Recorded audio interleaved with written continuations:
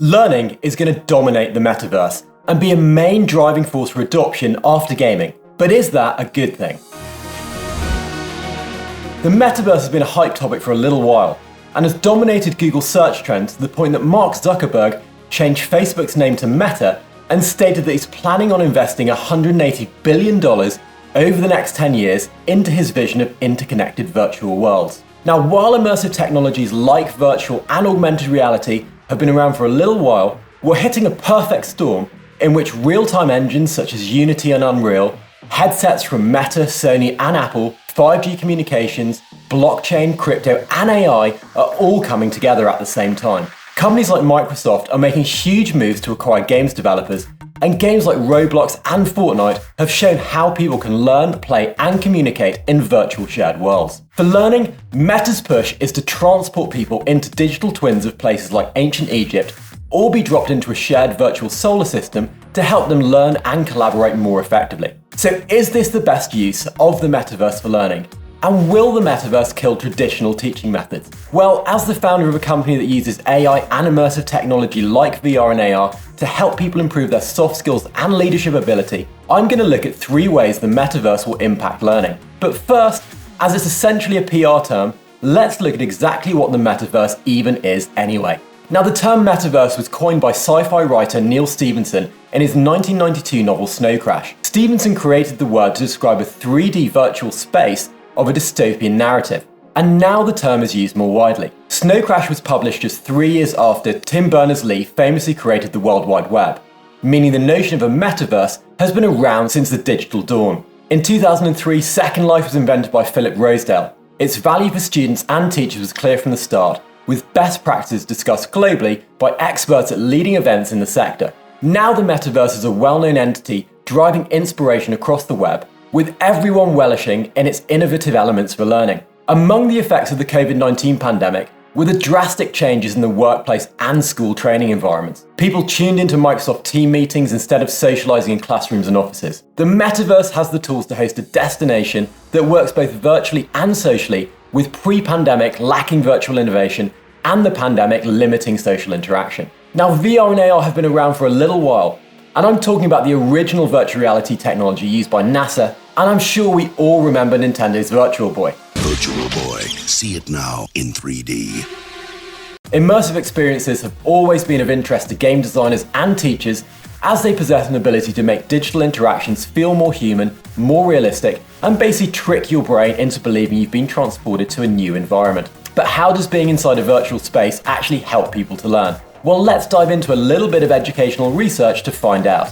Atkinson and Schifrin's information processing model shows how many hurdles there are to remember something new. New information encountered needs to get our attention and enter our sensory memory, or it'll be forgotten immediately, or not even noticed in the first place. Once noticed, it moves into our short-term memory, but we need to start working with that information pretty quickly, or it will just be forgotten. To really remember new information, we have to commit it to our long-term memory.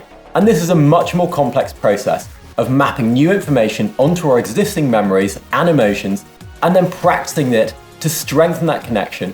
And this is where encoding and active recall really come into play.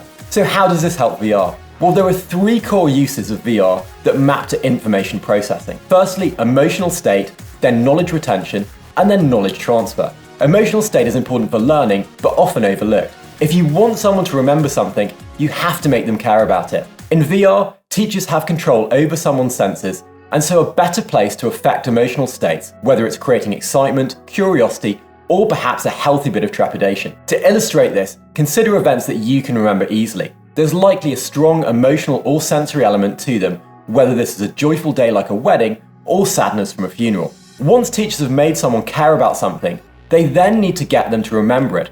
And this is where knowledge retention comes in. To move new information from short-term to long-term memory, they need to start actively doing something with it, preferably applying it to real-world situations as soon as possible. Now, VR enables the possibilities of theory and practice, layering up knowledge acquisition and application hand in hand rather than separating them. Only when we start applying information do we really start to build our knowledge and commit to our long-term memory. Once a learner cares about a topic and can remember the core information, they then need to put what they've learned into practice in a real-world situation, and this is known as knowledge transfer.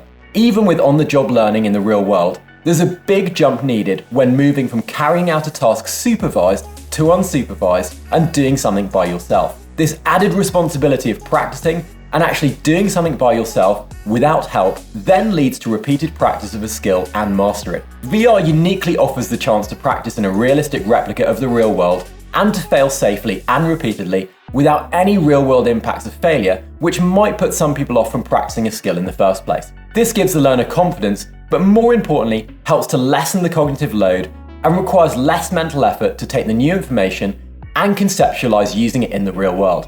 By mapping the information processing model onto the three core uses of virtual reality, we can quickly see how they complement each other and highlight the benefits of utilizing immersive technologies for learning. Now, learning professionals measure success through effectiveness and engagement of learners with what is being taught. While the theory behind virtual reality for learning sounds pretty perfect, does this actually translate into real-world impact? Well, a randomized control trial from 2020 compared virtual reality training to traditional in-person when training people in the steps of basic life support in healthcare. The study focused on a skill that was high pressure and which required people to make key life-saving decisions with the knowledge that CPR delivered quickly and effectively has a huge impact on survival rates of patients. Researchers concluded that participants in the VR intervention group achieved a higher mean of correct clinical decisions when compared with the control group, both immediately after training and at follow-up, when learning would usually decay due to the forgetting curve.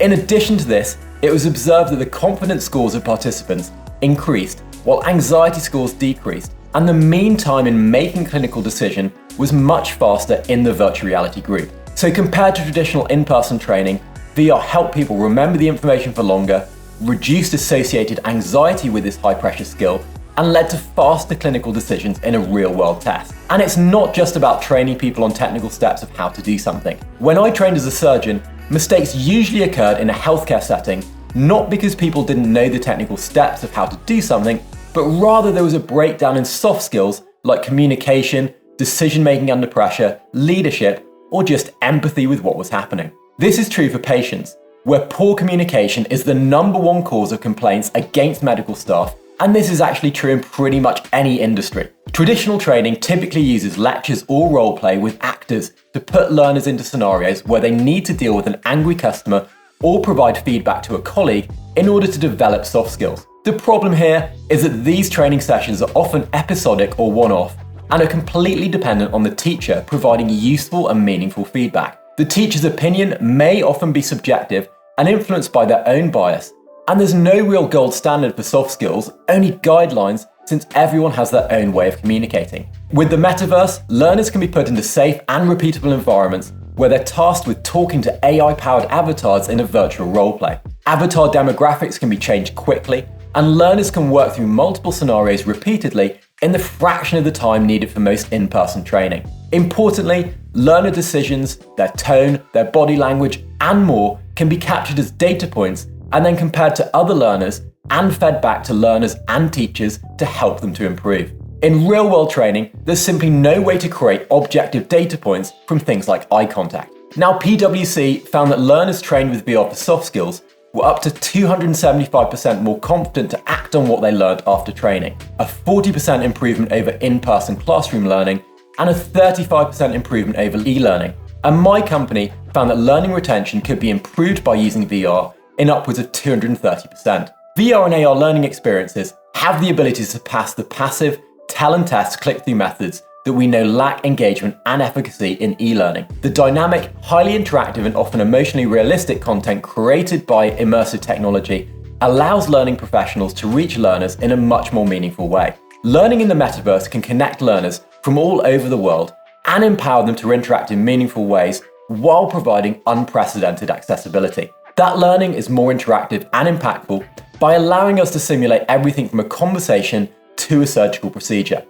But what about geographical boundaries? Well, as traditional learning is delivered in person or on the job, it's very difficult to scale and provide equity of access to all learners. For example, during my medical training in the UK, it was very different from someone who might learn in sub-Saharan Africa due to resources and geography.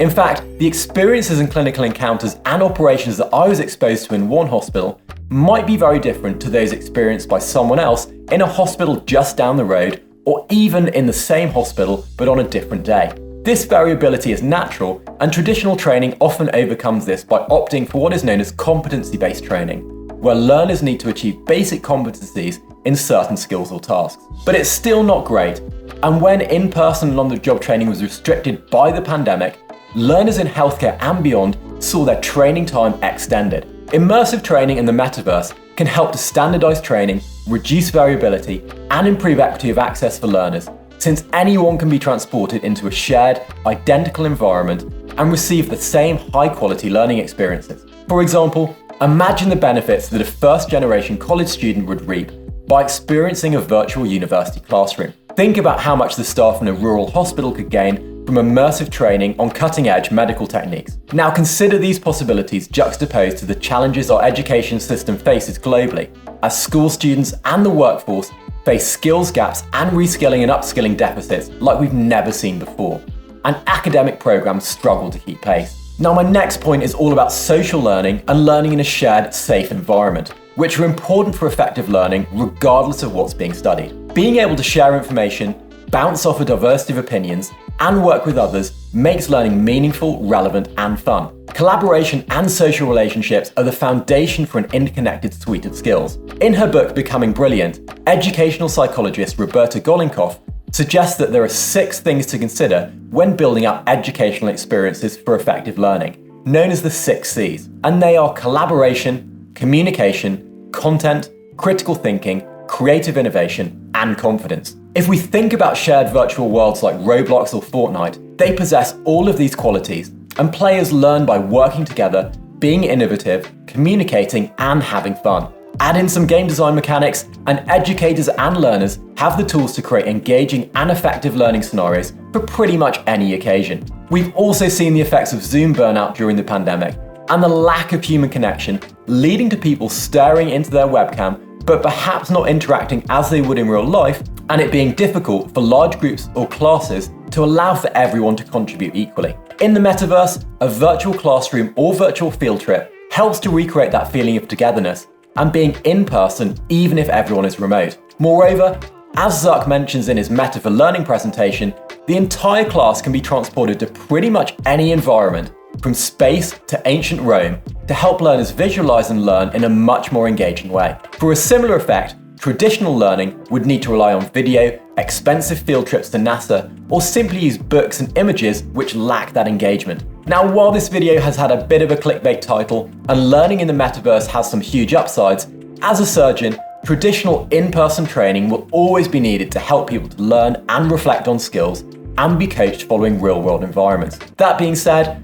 immersive learning can massively accelerate how quickly and effectively people learn and improve confidence, especially for skills that are infrequently used or experienced but have a high value and impact, as well as skills that just lack standardization and data that are used almost every day by pretty much everyone, like soft skills and empathy and EQ. To summarize, the Metaverse for Learning has 3 main benefits over traditional training. It reduces the need for additional trainers, making it scalable, reducing costs associated with access to expensive real-world assets by recreating them virtually. It allows users to fail safely and repeatedly through immersion and presence, making them feel as if they're really on-site so that they can take the training more seriously. And it allows consistency of training each time for every learner, ensuring the training correlates directly to real-world applications and situations with objective, measured feedback. Thank you so much for watching.